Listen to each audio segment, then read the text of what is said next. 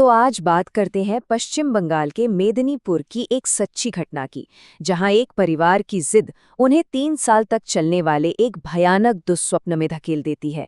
ये कहानी विश्वास और उस अनदेखी दुनिया के परिणामों पर सवाल उठाती है, जिसे हम अक्सर नजरअंदाज कर देते हैं। ये शब्द हैं प्रणव के, और ये उस भयावह दौर की गंभीरता को बताते हैं जिससे उनका परिवार गुजरा था। सोचिए जरा, आखिर 3 सालों तक ऐसा क्या हुआ था उनके साथ। चलिए जानते हैं। तो ये कहानी शुरू होती है साल 1995 में, और इसके जो मेन कैरेक्टर हैं वो हैं प्रणव के चाचा दीप, एक ऐसे इंसान जो भूत प्रेत या दैवीय शक्तियों में, मतलब इन सब बातों में बिल्कुल भी विश्वास नहीं करते थे। हुआ यूं कि परिवार में एक बड़े झगड़े के बाद दीप ने सबसे अलग थलग रहने का फैसला कर लिया।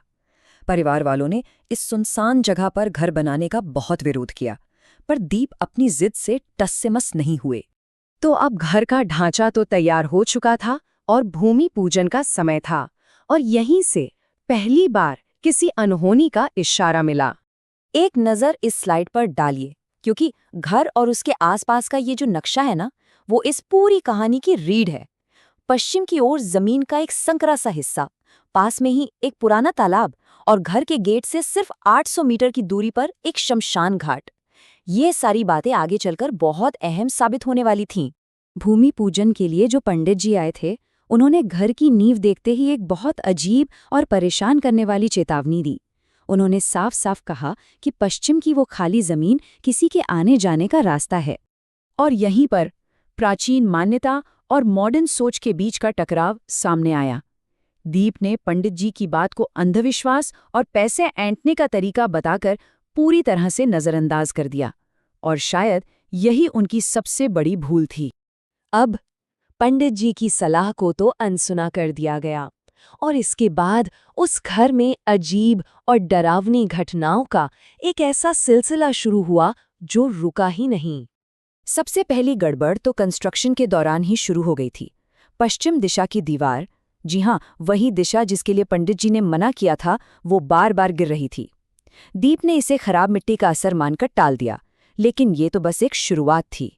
ये वो पहली अलौकिक घटना थी जिसने परिवार को सच में अंदर तक हिलाकर रख दिया। सोचिए, बिना किसी आग के सोर्स के धान के गट्ठर अंदर ही अंदर सुलग रहे थे और हाथ लगाते ही राख बन गए। ये बिल्कुल भी नॉर्मल नहीं था।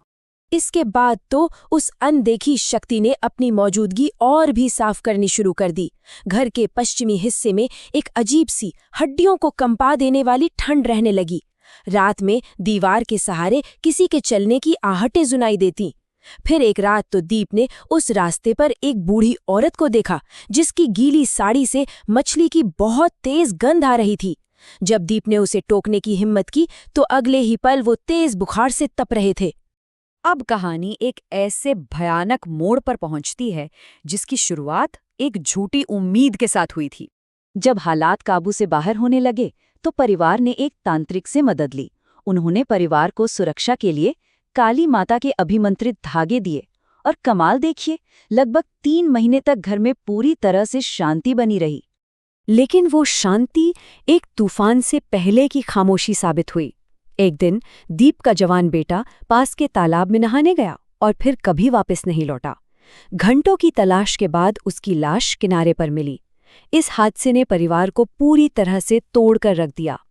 और सबसे बड़ी गलती तब हुई जब बेटे के अंतिम संस्कार और शोक के रिवाजों के लिए वो सुरक्षा वाले धागे उतारे गए। बस घर का वो सुरक्षा कवच टूट गया। और फिर देखिए हालात कैसे एक एक करके बिगड़ते चले गए। बेटे की मौत और सिर्फ 2 दिन बाद बेटी पर उसी बुरी शक्ति का कब्जा हो गया। बेटी के ऊपर जब उस शक्ति का साया आता था तो वो जो कुछ भी करती थी वो किसी के भी होश उड़ाने के लिए काफी था। वो पश्चिमी खिड़की की तरफ भागती, उसका शरीर पूरी तरह उल्टा मुड़ जाता और वो कच्ची मछली खाने लगती। ये दिल दहला देने वाले मंजर थे जो परिवार रोज देख रहा था।